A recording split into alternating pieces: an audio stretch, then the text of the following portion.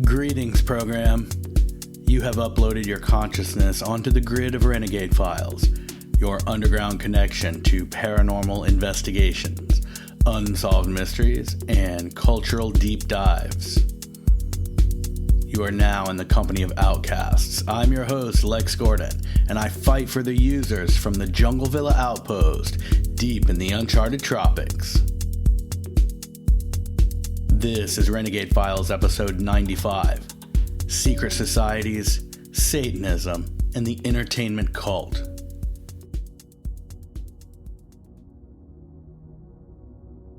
In a world of gaslighting public spectacles, multi-millionaire artists, and deep-pocket corporate agendas, it's become increasingly difficult to separate the flashy artistic stage shows from the brooding satanic mass rituals of our pop culture elite. Don't ask me why they're so creepy, but it seems like they are. Are the pentagrams, Baphomets, glowing eyes, and burning wings just provocative visuals meant to shock us into streaming one more video? Or are they ancient rituals, revived and fed through mass media, channeling an unholy manipulation? To even begin to answer that, we have to step behind the curtains. Not the velvet ones framing the stage, but the metaphysical ones that separate public illusion from private intention. Secret societies have existed for thousands of years. They've shaped monarchies, manipulated wars, and orchestrated social revolution from the shadows. Today, we dive deep into the idea that these same patterns may have extended into Hollywood, the music industry, and the mega rituals of award shows and halftime performances. Before we get going, here are some easy ways you can help Renegade Files if you like and appreciate what I do here. First and easiest, click follow for this show wherever you listen, like Spotify or Apple Podcasts. Just do that right now. Then, when you have a second, drop us a 5-star review there if you think we deserve it. Also, visit and share our website at therenegadefiles.com. Everything else I'll mention in the next few seconds can be found through links at that website. So that's your one-stop Renegade Files shop, and it's the easiest single link to share the show with your friends. That's therenegadefiles.com. From there, you can help crowdfund the show and get bonus episodes and more at patreon.com/renegadefiles. And thank you if you're an RFA agent in the Renegade Files agency on Patreon already.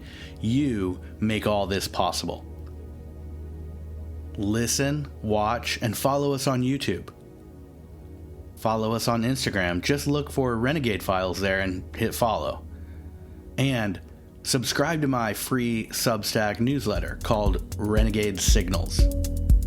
All these links are in both the show notes and at therenegadefiles.com. Thank you so much for all of your support.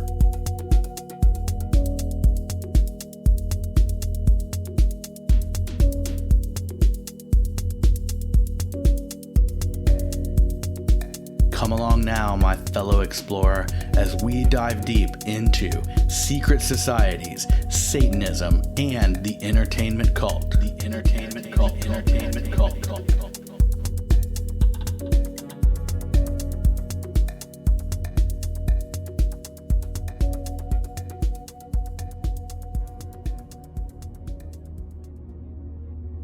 Part 1. Shadows Behind the Spotlight. On this episode, we're diving into a subject that seems to arise periodically in the public discourse. Just as soon as we forget about one instance, another one makes the news. In between, this idea flickers like a candle in a darkened cathedral, its flame wavering between spectacle and secrecy, between theater and theology. The basic theory is that the old energies of occult practice never truly died out, but evolved into the modern-day mass performances of the entertainment industry. from the Rosicrucians and the Freemasons to the Bavarian Illuminati, these groups have always trafficked in the language of symbols. Their crests, sigils, and mottos speak to those with the knowledge and training to see them. And when you understand how modern entertainment operates on a symbolic storytelling level, it becomes clear that these motifs never disappeared. It's all about encoding messages within a spectacle. The Masons hid geometry in elaborate architecture and buried powerful knowledge in libraries forbidden to outsiders. Today's elites allegedly hide symbolism in choreography, implant sigils in stage dressing, and weave spells into their lyrics. Now, a lot of people are quick to say, just because someone uses a star on a curtain behind a concert performance doesn't mean that they're part of some secret society trying to control the world. Okay, fair enough. So, let's start with a connection. The lineage of influence between the secret orders of old and the global entertainment machine of today. When the camera pans over the crowd of glittering stars at an awards show, we tend to see glamour, wealth, and status. But through the Renegade Files lens, we might also see hierarchy, initiation, and even ritual. In large part, the big awards shows are simply elaborate infomercials for the most highly leveraged and poorly performing assets of the corporate production companies. The award shows themselves are advertisements for the albums or movies that cost more than they have returned. This is why you see the same 2 or 3 albums or films nominated for every category. We've touched on this idea before, but it's an example of how so many entertainment products aren't exactly what they seem to be on the surface. The entertainment industry doesn't just happen. It's an interconnection of organizations that is constantly being built and rebuilt, brick by brick, contract by contract, by financiers and power brokers who understand that whoever controls what people watch, memorize, and chat about controls an entire society. In the early 20th century, old families of banking and oil, many of them tied to Masonic or Rosicrucian circles, began to realize that the new medium of film could function as both a product and a method of influence. Through it, emotions could be induced, ideas seeded, and archetypes planted deep into the collective psyche. As Hollywood grew, so too did the networks behind the actors, the studios, and the writers. Studios weren't simply businesses, they were temples of influence. The stars were crafted into idols, icons that absorbed the adoration of millions. That adoration then was monetized.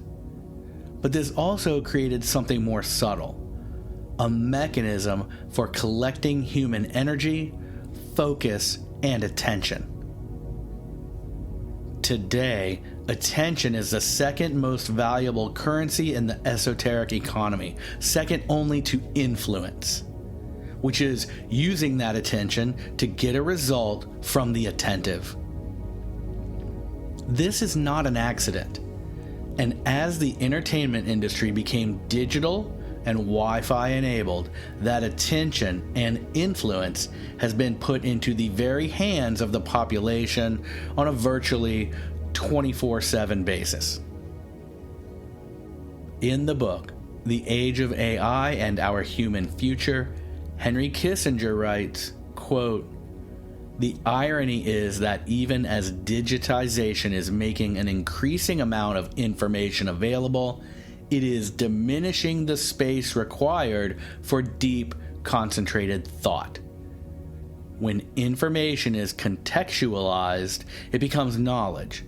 Yet the internet inundates users with the opinions of thousands, even millions of other users, depriving them of the solitude required for sustained reflection. As solitude diminishes, so too does fortitude. End quote. Kissinger's implication here being that, with endless opinion and constant information and entertainment input that never pauses but constantly repeats, users who are deprived of the time and capacity to reflect lose their fortitude and therefore become extremely easy to manipulate. These are the same mechanisms behind ritual magic: directed energy, intention, and repetition.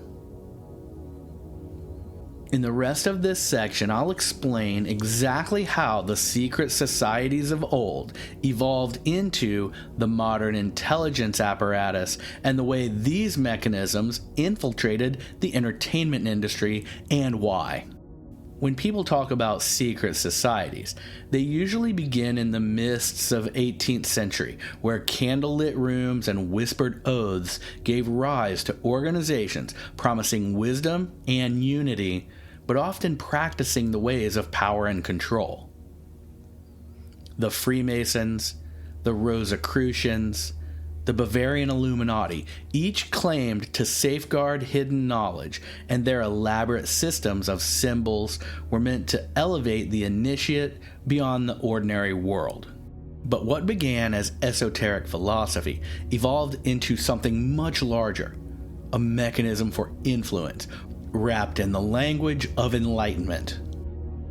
The lineage of these orders winds through centuries like a river beneath the streets, often visible only in the patterns it leaves behind. The Freemasons emerged from the medieval guilds of stonemasons who built the cathedrals of Europe. Their symbols, such as the compass, the square, and the all-seeing eye, were practical tools transformed into spiritual metaphors. By the 17th century, the lodges had become philosophical societies, where nobles and scholars gathered under a shared ideal, that reason and fraternity could build a better world. But power gravitates towards secrecy. By the time of the Enlightenment, Masonic lodges were hubs of political and intellectual experimentation. Many of the American founding fathers, George Washington, Ben Franklin, Paul Revere, were Masons. Their ideals shaped a new republic, but their secrecy also ensured that networks of influence remained invisible to the public. The Great Seal of the United States, with its pyramid and Eye of Providence, was not drawn directly from Masonic ritual, but it carried the same symbolic charge: the hidden image of oversight, of knowledge reserved for a few. Masonic influence built more than buildings, it built institutions. Lodges operated as meeting points for industrialists, bankers, and early politicians. Behind closed doors, deals were struck that shaped trade, law, and governance. When the printing press evolved into newspapers and eventually broadcasting, many of the men funding and operating these enterprises shared the same handshakes and the same ideals. Secrecy, discipline, and hierarchy were as valuable in business as they were in ritual. And while Freemasonry enjoyed both a golden age and a lasting legacy, it often blended with an equally powerful secret society, the Rosicrucians. Emerging in the early 1600s through a series of mysterious manifestos, the Rosicrucians claimed to represent an invisible college of mystics and scholars devoted to the transformation of man and society. Their language, rituals, and spiritual goals blended Christian mysticism with alchemy and Hermetic philosophy. The Rosicrucian Manifestos, Fama Fraternitatis,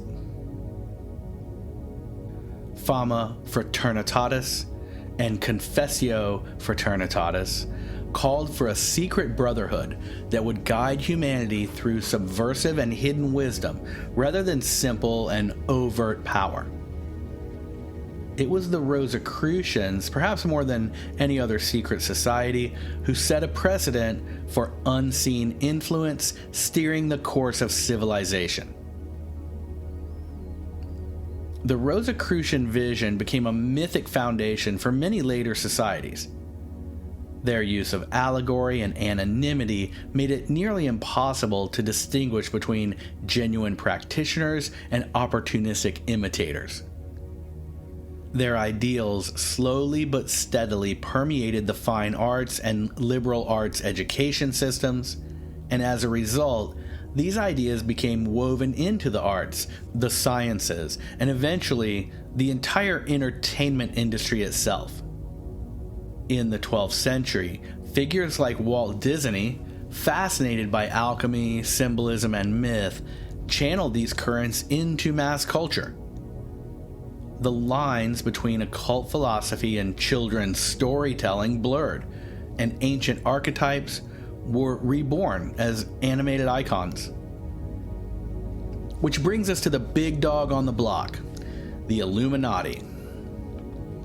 Of all the secret orders, none has captured the imagination quite like the Illuminati.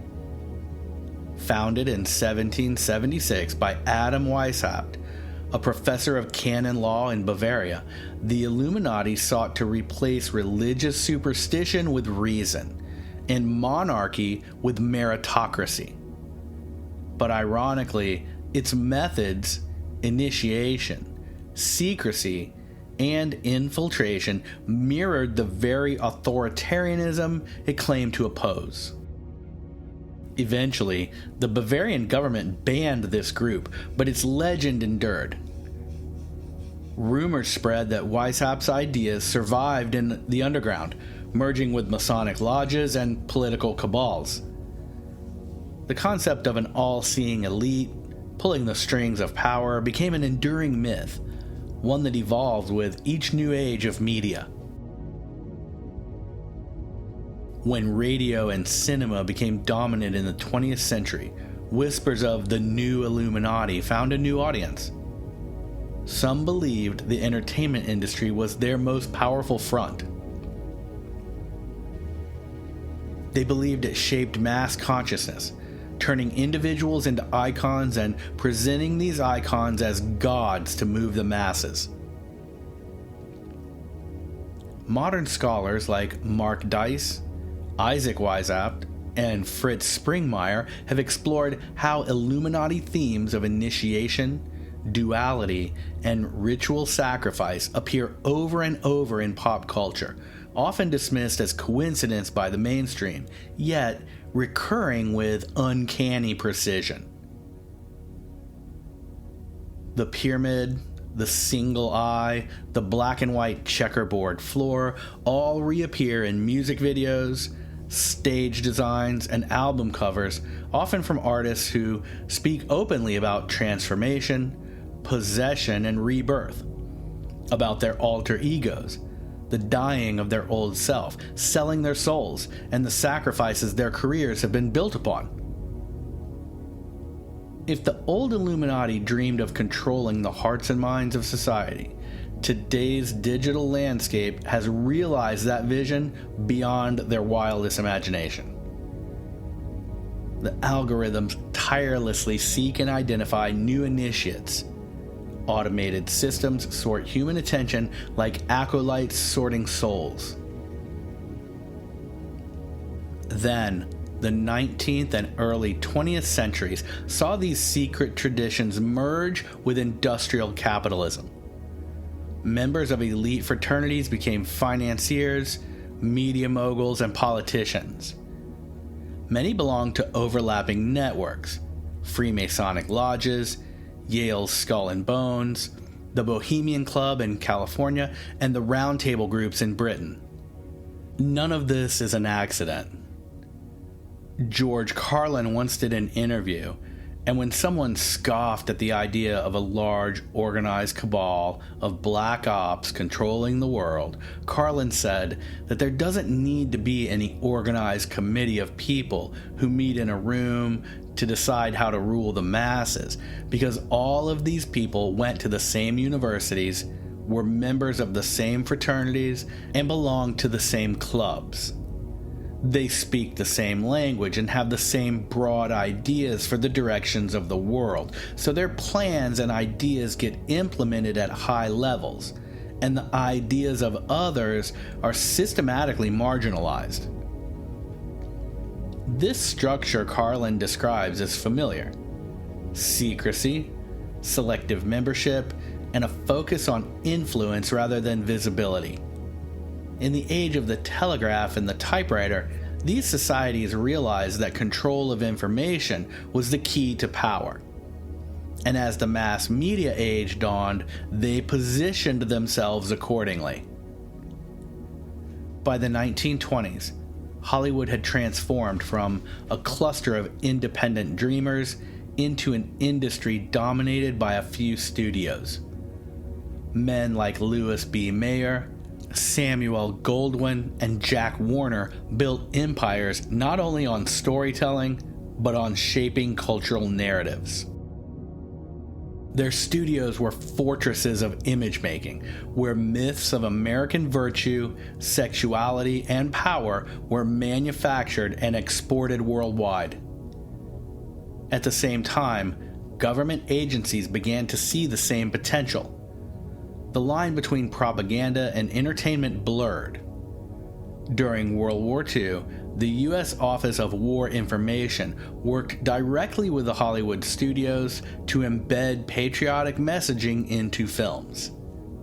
After the war, the newly formed CIA took a page from that same playbook and continued to leverage the power of the media. In the early Cold War, the United States faced a new kind of battle, not for territory but for minds.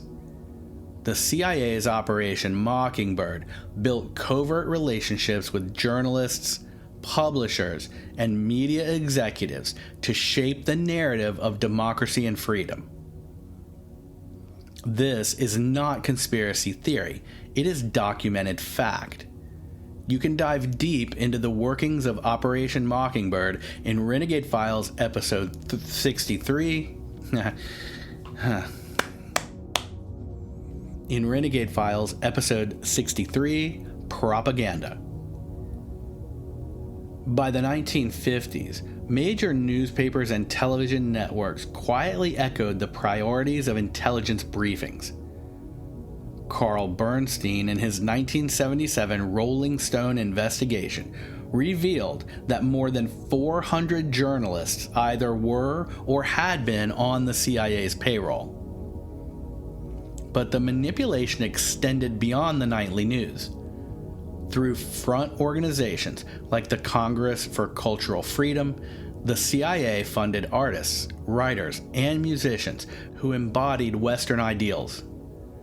They funded and opened doors for abstract expressionists like Jackson Pollock, composers like Aaron Copland, and jazz ambassadors like Louis Armstrong. The aim was to present Western creativity as the antidote to Soviet conformity. Yet, beneath the patriotic gloss, it demonstrated something profound: the recognition that art could move hearts more effectively than bullets or speeches. By the 1960s and 70s, rock music, fashion, and film became the new battlegrounds for ideology.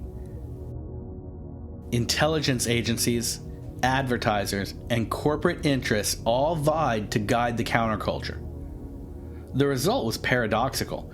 Rebellion became marketable. Anti-establishment symbols became monetized. This is when we first see the symbols of a cult, such as pentagrams, eyes, flames, serpents, and swords, begin to be part of the pop culture aesthetic. And for a deep insight into managing the rebellion by creating it, be sure to go back and listen to our most downloaded and replayed episode ever, Renegade Files Episode 7, The Laurel Canyon Conspiracy Theory. So we see the rise of symbology, particularly occult symbology, in pop culture in the 60s and 70s. Symbols are so powerful because they bypass logic and go directly to emotion. They leap into the subconscious without any input from the reasoning or logical mind. You can't stop them. The square and compass, the rose and cross, the pyramid and eye all carry centuries of psychological weight. Modern media at the highest level understand this, and they continue to wield these same forms. In the next section, we'll look at a few modern examples like Beyoncé's Super Bowl, Travis Scott's Astro World tragedy, Doja Cat, and more. So stay tuned. Whether we consider these modern performance themes artistic choices, marketing provocations, or fully intentioned occult ritual depends on our threshold for coincidence. But is it a coincidence that so much of our pop culture imagery follows an unbroken and consistent pattern that traces back to the same ancient vocabulary of occult transformation, control, and power? Are the pop stars on the stage really that intellectual that they would drill back into ancient symbolism in order to capture some deep collective understanding? As Illuminati founder Adam Weishaupt himself wrote in his letters, quote, "The great strength of our order lies in its concealment. Let it never appear in any place in its own name, but always covered by another name and another occupation." So, in that sense, entertainment itself may be the other occupation, the perfect cover. A spectacle where the sacred and the profane merge, and where control is exercised, not through coercion, but through fascination. So, where can we find this conversion of the old occult power seekers and the new order of pop iconography? The secret societies of centuries past were built on ritualized hierarchy and restricted knowledge. The modern entertainment and media empires mirror these structures in their corporate form. Executives and investors occupy the upper degrees. The artists, actors, and influencers are the initiates who carry the symbols into public view. The rituals may have changed, but the logic remains. Power must remain unseen to be effective. The public is invited to participate in spectacle, but never to understand it. The audience becomes the congregation. The concert becomes the mass, and the promotional methods become the invocations. The philosopher Walter Lippmann once wrote that the modern citizen, quote, lives in a pseudo-environment of his own creation, built from the pictures in his head. End quote. The architects of that environment are no longer mystics in cloaks, but executives in glass skyscrapers. Yet their aim is the same as the Bavarian Illuminati or the Rosicrucian adepts of old: to engineer perception and to mold the world through symbols, while protecting the deep meanings of those symbols behind closed doors. These ideas also are echoed in architecture.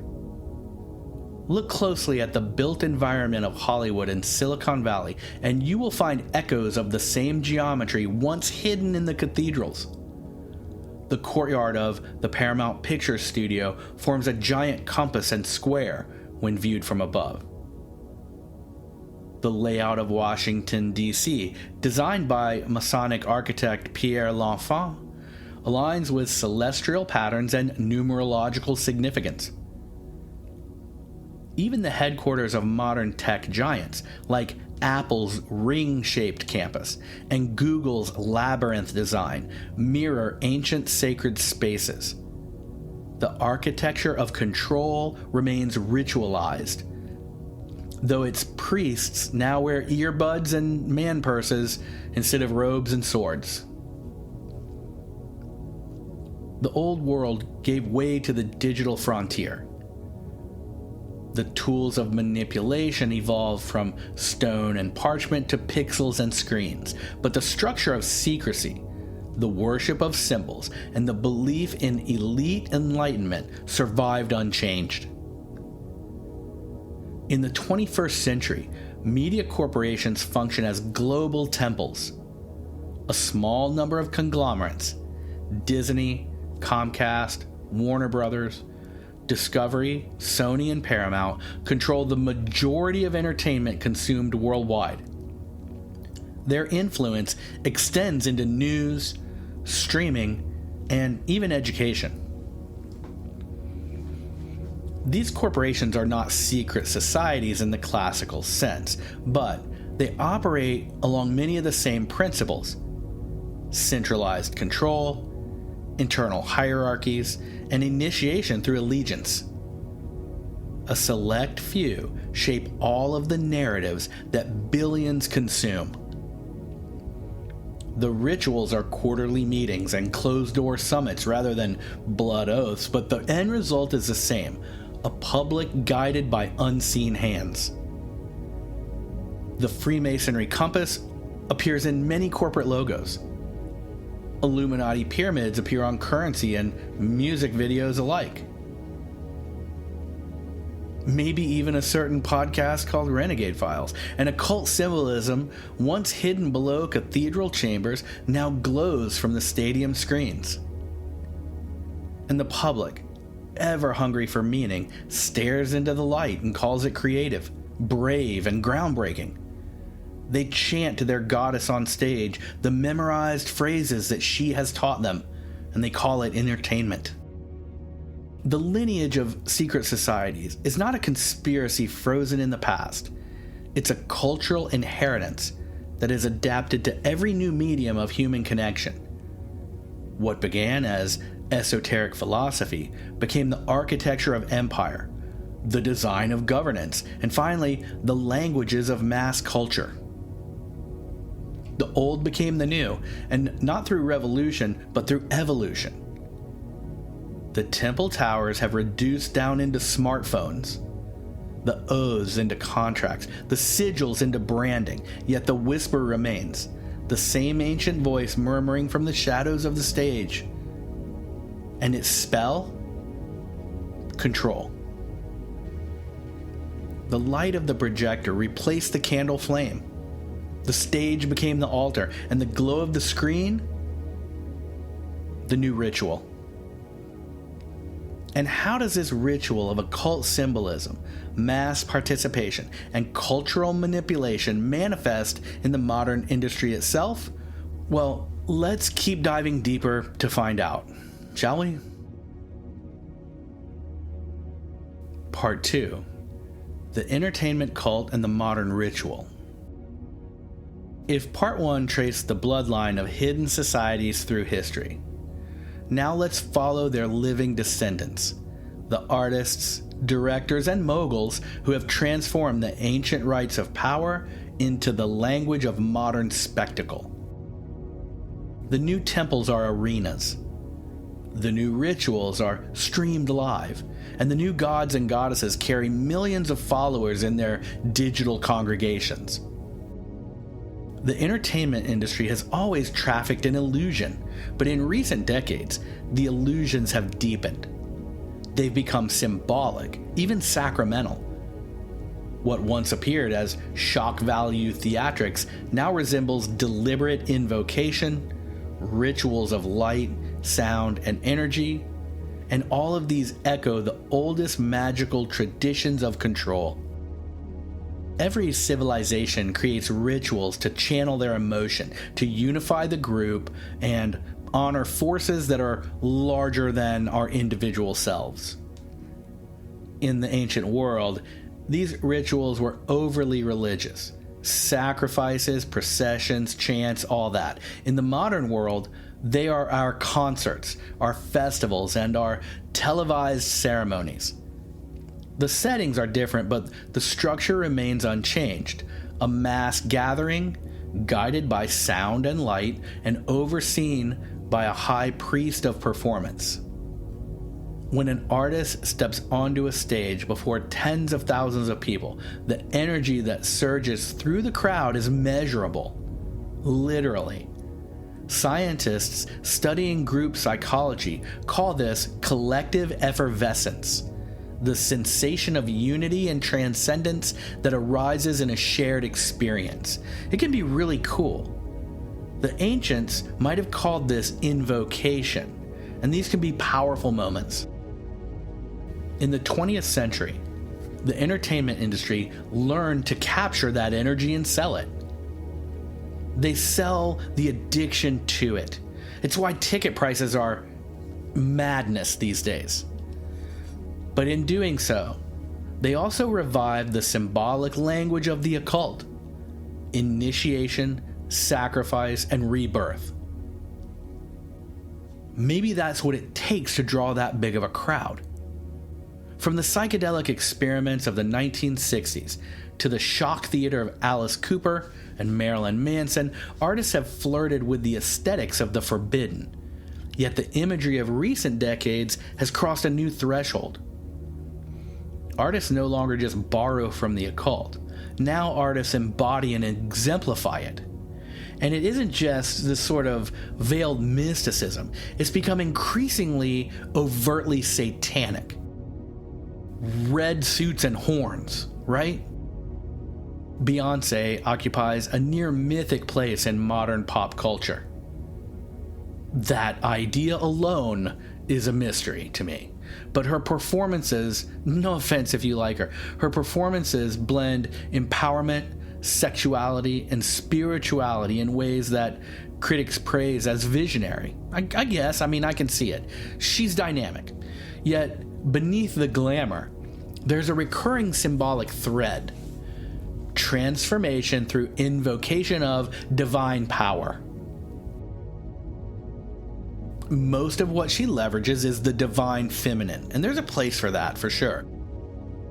Her 2013 Super Bowl performance, where she appeared framed within a glowing triangle of light, an unmistakable representation of the all-seeing eye, sparked a flurry of widespread analysis.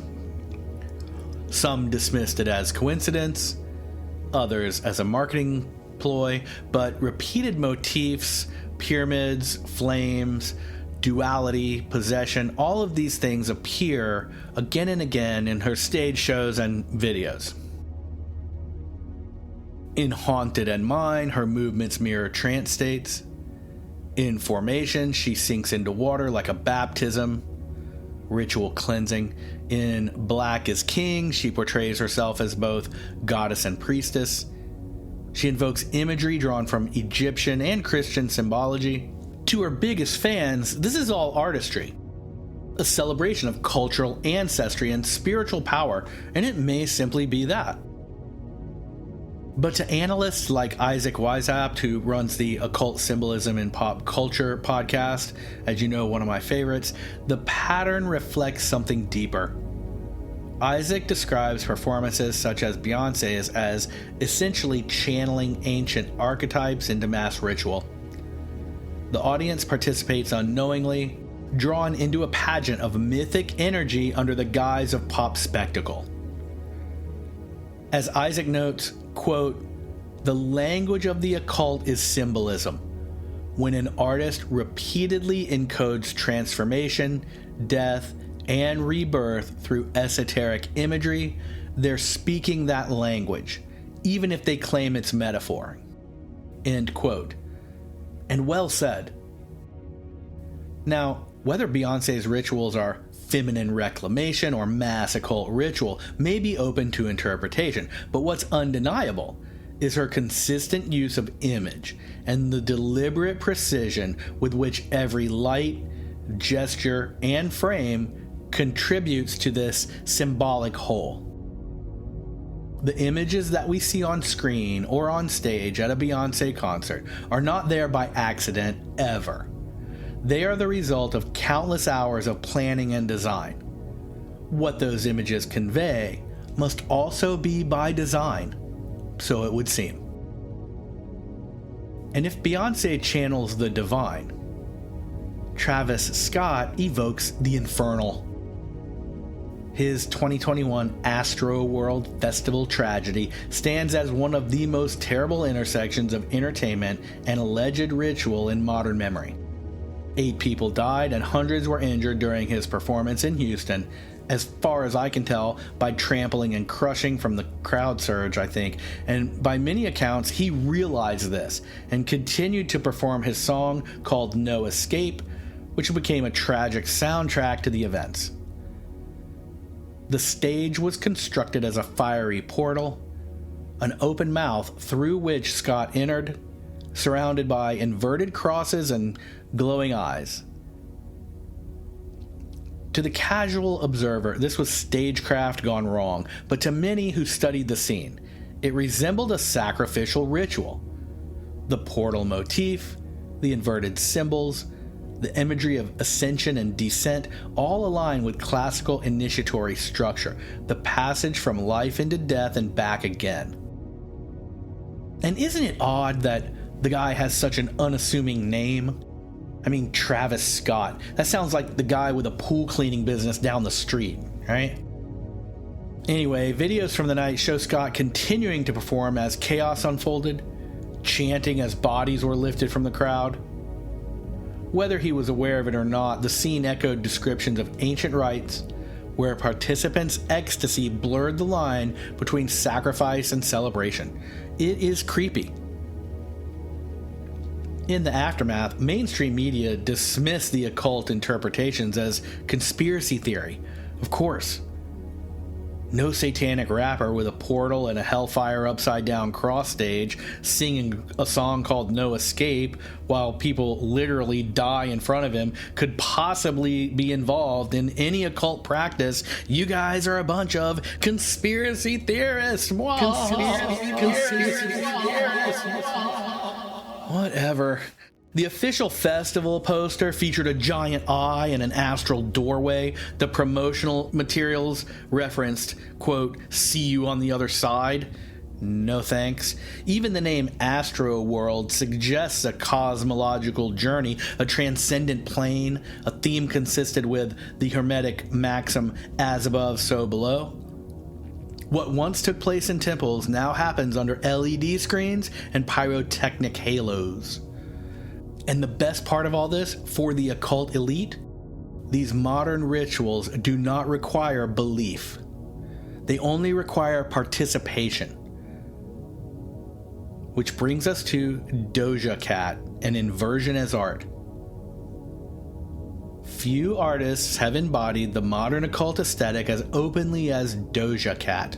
Her transformation from pop eccentric to dark provocateur mirrors the classic initiatory arc: innocence, corruption, and rebirth. We see this repeatedly, particularly in female teen idols who become grown-up stars. At the 2023 Met Gala, Doja Cat appeared as a feline hybrid, complete with prosthetic snout, this being an homage to the Egyptian goddess Bastet. Later that year, in her Paint the Town Red video, she portrayed herself in hell, dancing amid horned demons, signing contracts in blood, and ascending a staircase into heaven by way of sin. This is like overt occult symbolism, okay? It's blatant. Critics praised her boldness, yet the imagery aligns with the archetypes of Lucifer, the Lightbringer, who falls and rises again. Her live shows include blood red lighting, cruciform staging, and gestures long associated with ritual invocation. When asked about her satanic imagery, she replied simply, "I like to play with what people fear." Now, this may absolutely be the case. Rock stars have long employed the sensationalism of occult imagery without truly being occultists. When asked if he conjured the devil before his shows, Ozzy Osbourne once said, quote, "I have a hard enough time conjuring myself out of bed in the morning." But manipulating fears, as Doja Cat claims she does, has always been the mask of power. In ancient mystery schools, initiates were taught to confront the demonic within themselves before achieving illumination. The ritual inversion, mocking holiness, embracing the taboo, all of this is meant to dissolve a false ego. Modern pop culture has absorbed this inversion wholesale, packaging it as empowerment, yet the effect is the same: a blurring of sacred and profane, leaving the audience suspended between worship and voyeurism. Lady Gaga's artistry has long flirted with the occult and the avant-garde, merging Catholic iconography, performance art, and ritual symbolism into one potent brew. Early videos like Bad Romance feature imagery of rebirth through fire, with Lady Gaga emerging from coffins and ritual chambers.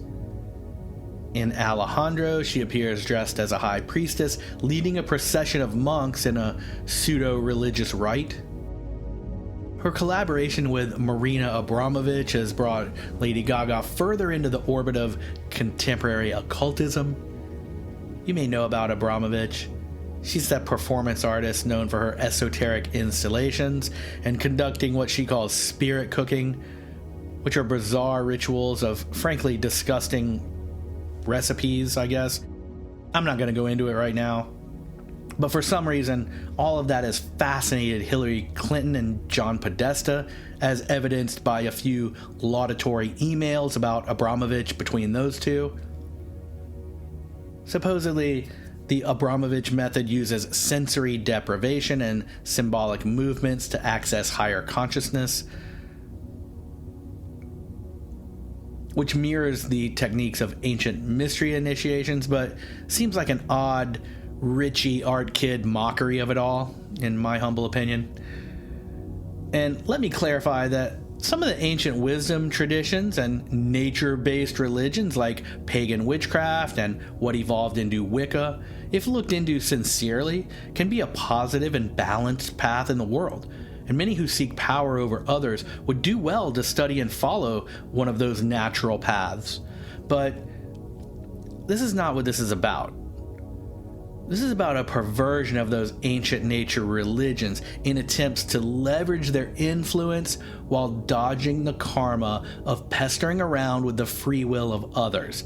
This is why we always see these creepy revelation of method moments where they kinda tell us what they're up to. And as for Lady Gaga, her Joanne and Chromatica eras move forward and follow this classic esoteric arc of death of the self, purification, and resurrection as a transcendent being. To her fans, this is art, and it may very well be. But to cultural analysts, it's ritual rebranded as entertainment. What sets Lady Gaga apart is her self-awareness. She openly references her use of symbol and archetype. It's not the occult, she once told an interviewer, it's theater. But theater, as the Greeks understood, was ritual. The stage was the place where gods and mortals met, and where masks revealed the truth of the soul.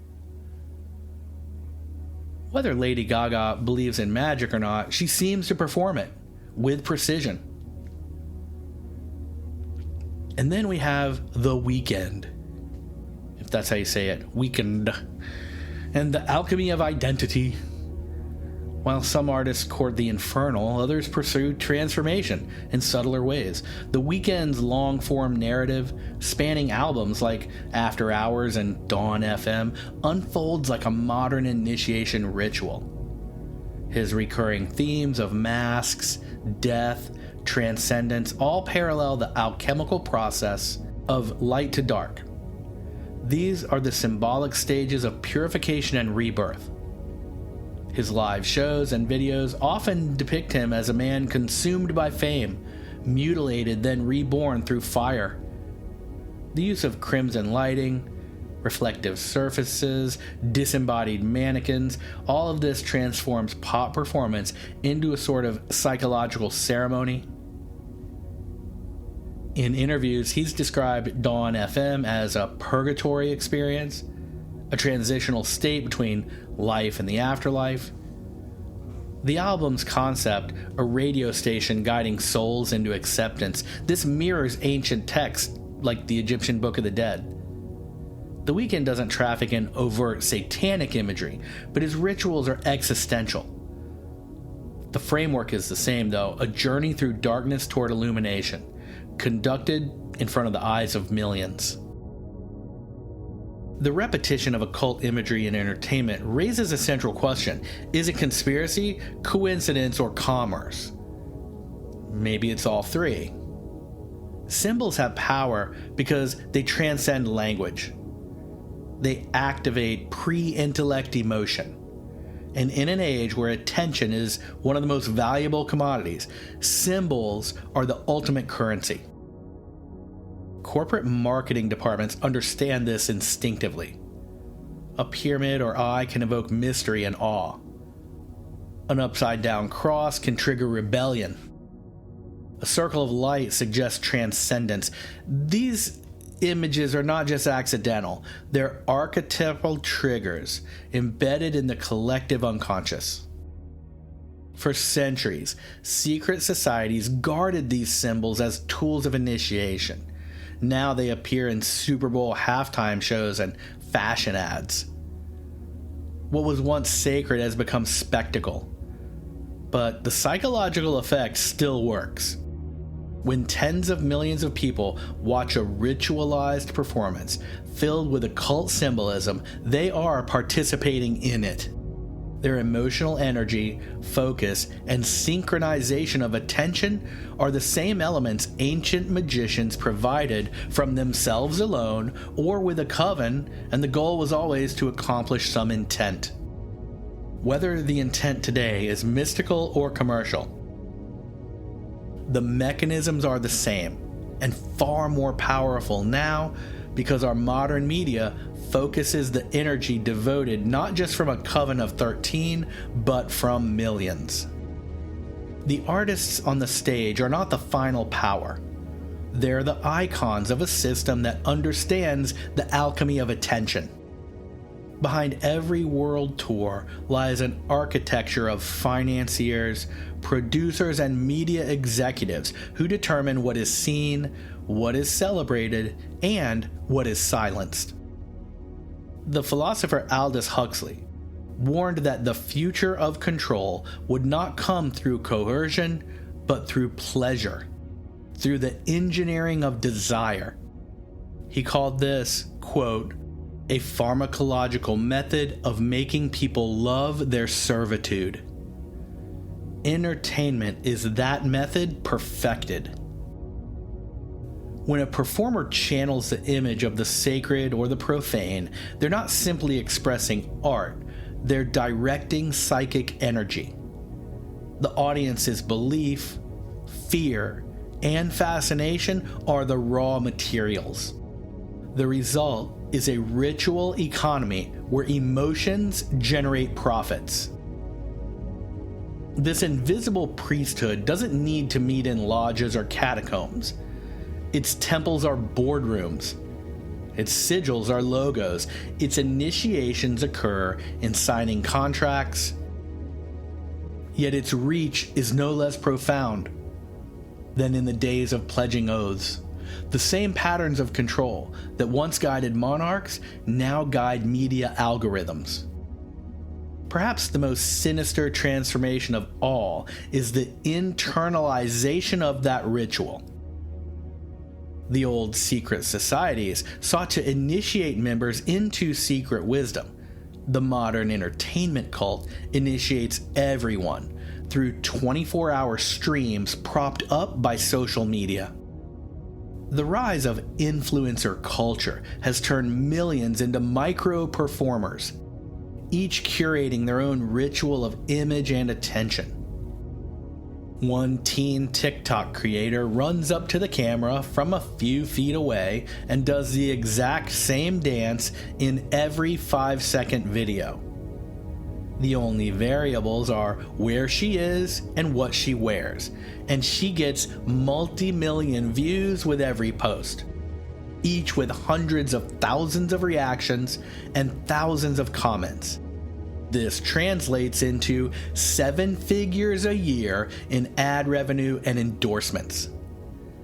The smartphone is the new altar. The selfie, the sacrament. The algorithm is the priest that rewards or withholds grace. Again, Henry Kissinger once observed that who controls information controls the world. Today, information isn't controlled through censorship alone, but through saturation. The spectacle becomes the fog that hides the hand behind it. When we participate in celebrity or even influencer worship, we reenact the structure of ancient religion: the idol, the offering, and the adoration. Only now, the idol smiles back through a filter that removes their acne. So the entertainment cult isn't a conspiracy in the traditional sense. It's an evolution. A system of symbols and energies inherited from the secret fraternities of the past, refined through the machinery of media, and deployed through the circuits of global attention. Its priests are producers and publicists. Its sacraments are streams and sales. Its rituals unfold under spotlights instead of torches, yet the essence remains. Transformation through spectacle, submission through fascination, and belief shaped by unseen architects. Today, the curtain never lifts and the ritual never ends. The lights may go down and the crowd may disperse, but the sigils remain etched into our minds and glowing faintly from our pockets, waiting to be looked at again in just a minute. Part 3. The Circle Complete. In the story of secret societies, intelligence agencies, and pop culture idols, the connections are unmistakable. They begin in dimly lit temples and end under colored stage lights. What was once whispered in secret lodges now pulses through global speakers.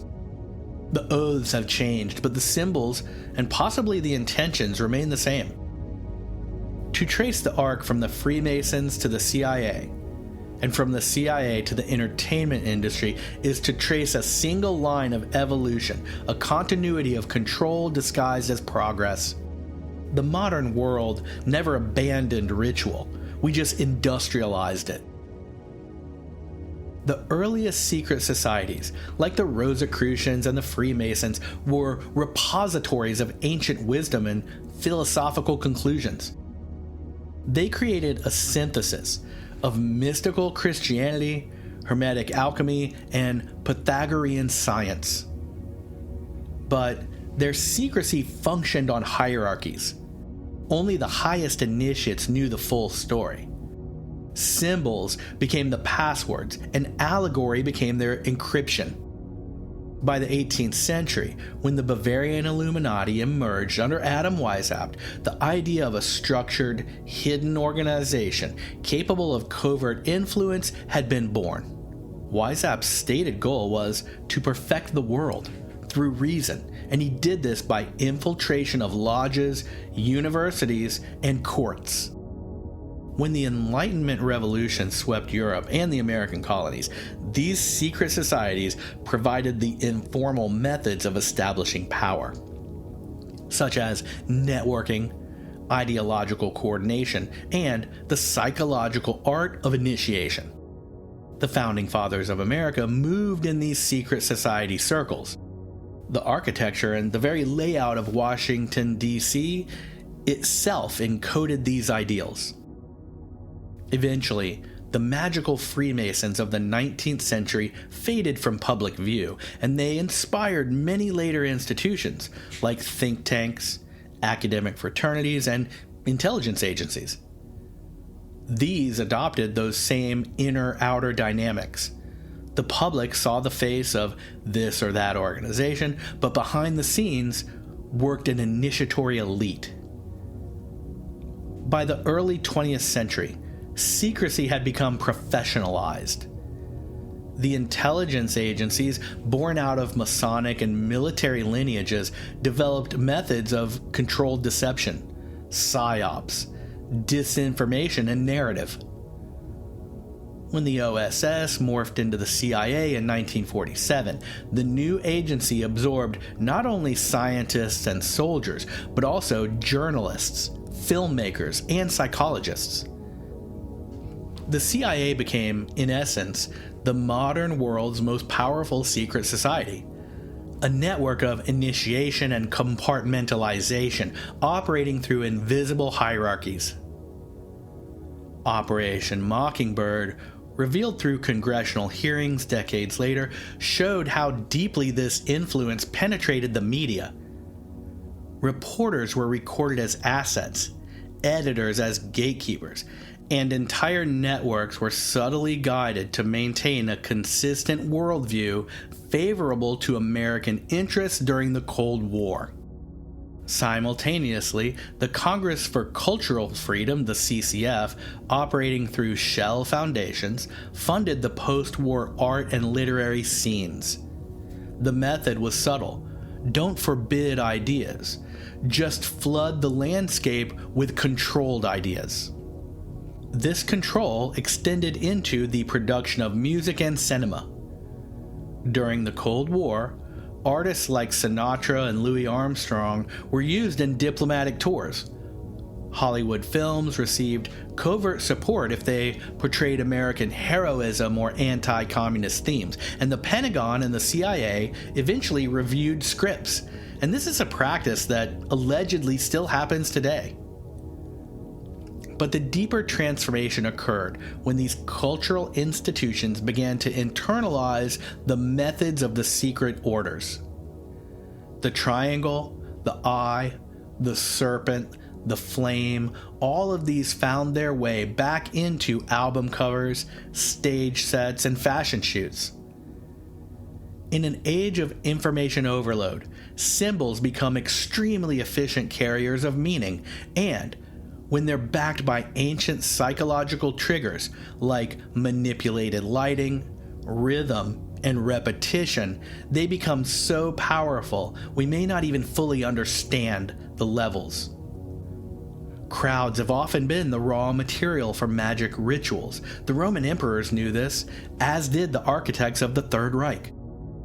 The CIA's behavioral scientists, working under programs like MKUltra, studied this clinically. They called it psychological field influence. It was understood that sound, light, and suggestion could induce trance-like states, amplifying belief and compliance. Fast forward to the modern stadium concert. Tens of thousands of people synchronize their movement, voices, and emotion under the command of one central figure, below inverted crosses, all-seeing eyes, veiled figures, demonic props, and flames, and all of this blurs the line between art and ritual. The most prominent entertainers like Beyoncé, Doja Cat, Lady Gaga, The Weeknd, good name, frequently employ motifs drawn from occult transitions, traditions, and initiations. These are death and rebirth, possession, the fallen angel archetypes. In the old lodges, alchemy was the pursuit of changing base metal into gold, but this was also a metaphor for changing ignorance into illumination. Modern media conglomerates understand this when they design content to provoke emotional engagement, to keep the audience returning. Every headline, every beat, every cliffhanger functions as a psychological trigger, small rituals of dopamine and submission. And in the age of the glowing screen, the ritual is perpetual.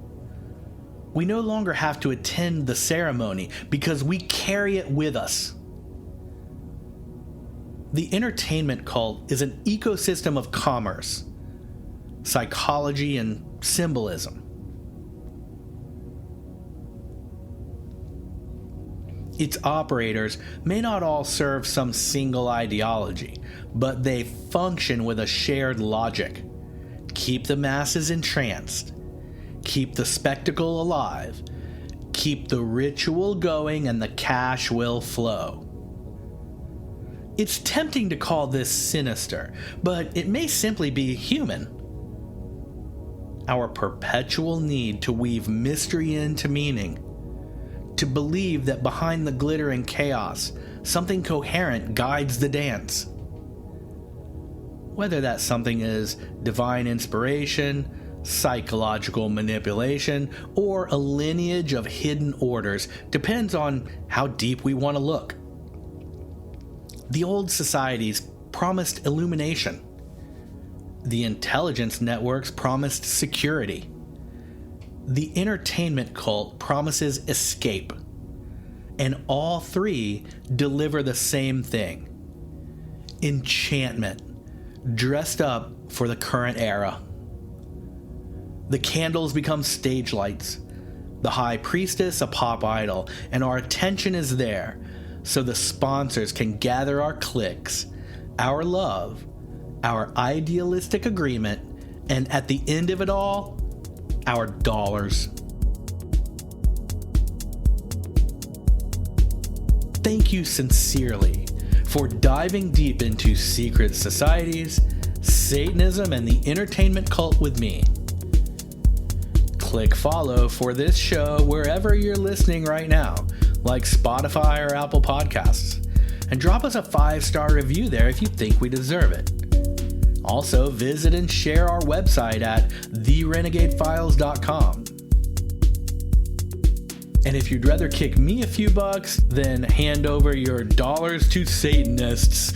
Help crowdfund this show and get bonus episodes and more at patreon.com/renegadefiles. And thank you so much if you're an RFA agent in the RFA agency on Patreon already. You make this show possible. Listen, watch, and follow us on YouTube. Follow us on Instagram at Renegade Files there. Subscribe to my free newsletter called Renegade Signals on Substack. And all these links are in both the show notes and at therenegadefiles.com. Thanks for the support. I am so glad to have you in the Renegade Files crew. New episodes come out every Wednesday now, so until the next one, I am your host, Lex Gordon. Stay wild, Providence child.